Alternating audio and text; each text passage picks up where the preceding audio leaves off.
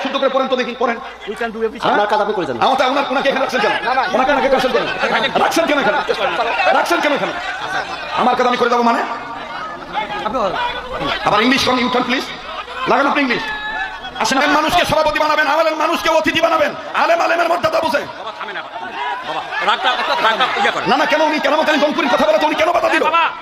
উনি কেন কেরামতের জনপুরীর কথা বলা বাদ দিল উনি? সম্মানিত ভিউয়ার্স, আসসালামু আলাইকুম। ছোট্ট একটি কথা নিয়ে বিতর্ক লাগছে ওয়াজ মাহফিলের বাড়িতে।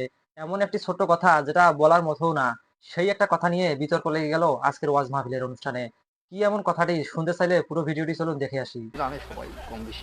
জি, আমার বন্ধুগণ, আমার ভাইরা, না আমার বিষয় তো কোরআনকে সম্মান করলে তার সম্মান বাড়ে। মানুষ সাধারণ লোক কিছু বুঝার জন্য তো বুঝতেই তো কি আপনারা বুঝতেছেন না? তাহলে আপনি বুঝি দেন, আপনি বুঝি দেন, আমি চলে যাই, সমস্যা কি? ভালো কথা আপনি বুঝি দেন, ভালো কথা বলি, কোরআনের তফসির আপনি বুঝে দেন, তফসির আগে আপনি বুঝে দেন। কথা ঠিক লাইনে আছে তো? লাইনে আছে?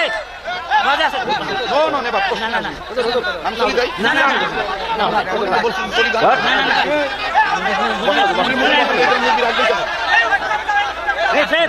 আরে আপনি লাইনে আছেন, কথা বসেন। মানে জমিতে আছে, এখন কালেকশনে যাবেন। আমি কালেকশন যাবো অবশ্যই। ঠিক আছে, কানেকশনে যাবে এখন। থামেন হুজুর, সরে আসুন। হুজুর, আপনার কথা আপনি আপনার মন মতো এগুলা লোকে রাখেন কেন? আজ কি সুরাতে তো গেছি?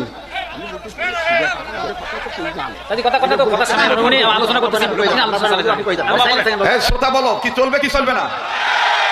আমি কি ব্যাবুদের কোনো কথা বলছি? এই সুন্নাতি মৌলবিগুলোর কারণে ইসলামের এই দুর্দশা। সটি বই পড়ি আলেম হয় নাই, সটি বই পড়ি আলেম হয় নাই। একটা আয়াত শুদ্ধ করে পড়েন তো দেখি, পড়েন। আপনার কাজ আপনি করেছেন। ওনাকে এখানে রাখছেন কেন? ওনাকে রাখছেন কেন? রাখছেন কেন এখানে? রাখছেন কেন এখানে? আমার কাজ আমি করে দেবো মানে? আবার ইংলিশ কোন ইউটার্ন প্লিজ লাগান আপনি ইংলিশ।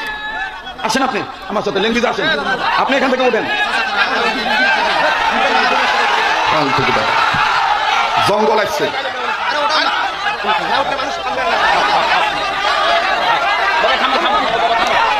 আলেম মানুষকে সভাপতি বানাবেন, আলেম মানুষকে অতিথি বানাবেন, আলেম আলেমের মর্যাদা বুঝে। না না, কেন উনি কেরামতের জনপুরীর কথা বলে তো উনি কেন বাধা দিল? উনি কেন কেরামতের জনপুরীর কথা বলা বাদ দিল উনি? যেখানে ওলি আল্লাহকে অপমান করে সেখানে কোনো ওয়াজ চলবে না, কোনো বয়ান চলবে না। বাবা থামো রে, থামো। বাবা, তোমাদের কাছে আমি হাত জোড় করতেছি, সবাই থামো, থামো। বাবা, বাবা তোমার পা ধরি বলি, বাবা তোমার পা ধরি বলি, চলো এসো।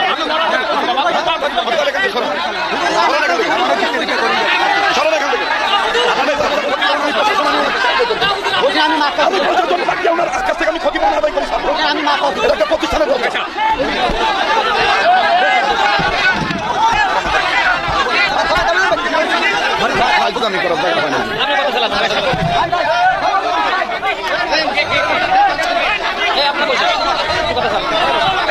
একটা গ্রামের মাহফিল, একটা প্রতিষ্ঠানের মাহফিল, সেখানে আসিয়া ঝামেলা পাকাচ্ছেন আপনি। বাবারা থামো রে, সবাই থামো, তোমাদের কাছে আমি হাত জোড় করতেছি, থামো। হ্যাঁ, তুমি থাকবেন, এগুলা দেখার টাইম আছে আমাদের। হ্যাঁ বসেন। আমি ওলি আল্লাহর কথা বলতেছি, কোরআনের বরকতের কথা বলতেছি।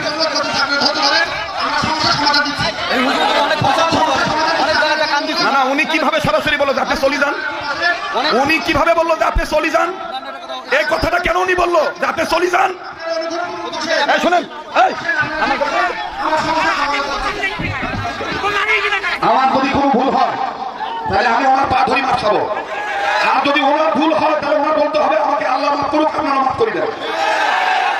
সমাধান একটাই, সমাধান একটাই, আর কোনো সমাধান নাই। আমার আমি মাফ চাবো, কেন জানি তো বল হবে না।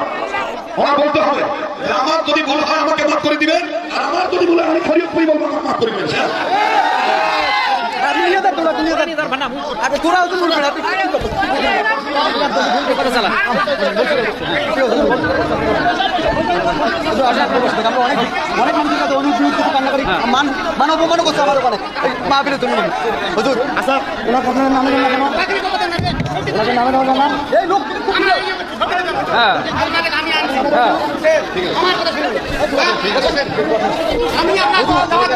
হ্যাঁ বাবা বসেন আপনারা, বসে পড়েন ভাইয়া, সবাই বসে পড়েন ভাই। আমাদের এই অঞ্চলের দুঃখ যন্ত্রণা প্রায় 17 বছরের নয়, আগুন জ্বলি আছে অন্তরের মধ্যে। কথা বলেন ঠিক কিনা? আপনারা সবাই বসে পড়েন, সবাই বসেন। জি ঠিক আছে, খালাস তোর বইটা বাদ করে দেন। দাও চলছে আপনি তার পক্ষে দাঁড়ায় হয়ে আপনি দোতা হওয়ার কথা বলছেন, আমি এটা মানি না। আল্লাহর রাস্তায় কোনো বাধা দিবেন না। বাংলাদেশের এখন আর সেই বাংলাদেশ নাই, এখন বাংলাদেশ শান্তিপ্রিয় দেশ হতে চায়। এখন সবাই ঐক্যের পক্ষে থাকতে চান, সবাই মিলজিল করি এক থাকতে চাই। কথা বলেন ঠিক কিনা? আল্লাহ পাক আমাদের সবাইকে হেফাজত করে, আল্লাহ আমাদের কবুল করে। বলেন আমিন, আবার বলেন আমিন।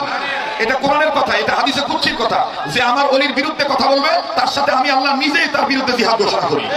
সেটা আজকের মাহফিলে বাস্তব প্রমাণ হয়ে গেল। কথা বলেন ঠিক কিনা? ওলি আল্লাহর বিরুদ্ধে বিরোধিতা করলে আল্লাহর পক্ষ থেকে একটা বিষয় চলে আসে, সেটা আজকের মাহফিল হয়ে গেল। যাই হোক, আল্লাহ আপনি আমাদের মাফ করে দেন, আল্লাহ আপনি আমাদের মাফ করে দেন, আল্লাহ আপনি আমাদের ক্ষমা করে দেন। আল্লাহ দয়া করে এই প্রতিষ্ঠানকে আপনি কবুল করেন। আল্লাহ দয়া করে মহল্লাবাসীকে আপনি সহি বুঝ, আমাকে সহ সবার অন্তরে সহি বুঝ দান করেন। আমি আপনাদের কাছে বিনয় সহিত বলবো, আপনারা কি বাকি সময়টা বয়ান করার জন্য দিবেন না? তাহলে ভাই আমার বসার জায়গা আছে, সময় ভাই যদি বসতে পারেন, বসলে পরিবেশটা সুন্দর হয়। ভাই আমি আজকে আপনাদের অবস্থা দেখে আমি নিজেই বলেছিলাম 15 মিনিট চেয়ে নিচ্ছি যে আমরা আজকে একটু আলোচনাটা লম্বা করবো, এখানে বয়ান লম্বা হবে, কোনো সমস্যা নেই।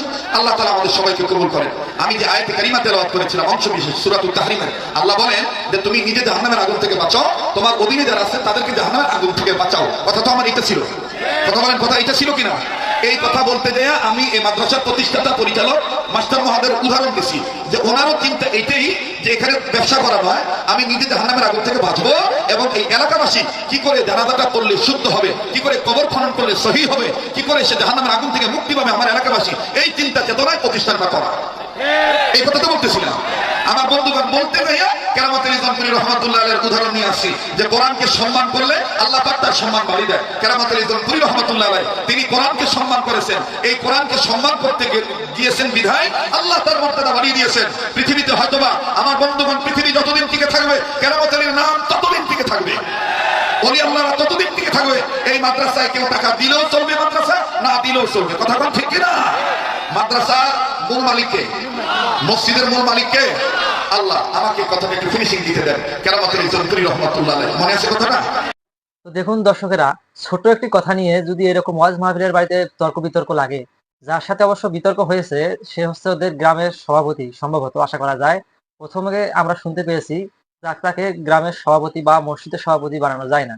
তো আমরা এই বিষয়ে জানতে পাইলাম যে গ্রামের সভাপতির সাথে কিন্তু এই তর্ক বিতর্কটি লেগেছিল। একটা কথা যেমন মানুষের সামনে যখন তুলে ধরা যায়, যে কথাটা বুঝেন না বা যে কথাটা বুঝতে পারেন না, এই বিষয়টা নিয়ে কখনো মানুষের সামনে তর্ক বিতর্ক এড়িয়ে যাওয়া যায় না। হুজুর উলামা একরামেরা দেখা যায় যে আমাদের থেকে বেশি জানে এবং বেশি জ্ঞান অর্জন করে বিধায় তাদেরকে ওয়াজ মাহফিলের অনুষ্ঠানে ওয়াজ মাহফিল করার জন্য নিয়ে আসা হয়। তবে ওখানে যদি আমরা ছোট্ট একটা মানুষ যেটা বেশি কিছু জানি না, তারা যদি মানুষের ভুল ধরতে যায়, তাহলে কিন্তু এরকম তর্ক বিতর্কটা লাগা স্বাভাবিক ব্যাপার। তো আশা করি বুঝতে পেরেছেন। বুঝতে পারলে অবশ্যই কমেন্ট করে জানিয়ে দিবেন, আর না বুঝতে পারলে দ্বিতীয়বার ভিডিওটি দেখে বুঝে নেবেন। ভিডিওটি শেয়ার দিয়ে 10 ভাইকে দেখার সুযোগ করে দিবেন। চ্যানেলে নতুন হয়ে থাকলে চ্যানেলটিকে সাবস্ক্রাইব করে নেবেন। আর কথা বাড়াচ্ছি না, ভিডিও এখানে শেষ করতেছি। ভালো থাকবেন, সুস্থ থাকবেন। দেখা হবে বরাবরের মতো পরবর্তী ভিডিওতে। আপনাদের শরীরের সুস্বাস্থ্য কামনা করে বিদায় নিচ্ছি আমি মোহাম্মদ জাকিরুল ইসলাম। এতক্ষণ অবধি ভিডিওটি দেখার জন্য অসংখ্য ধন্যবাদ।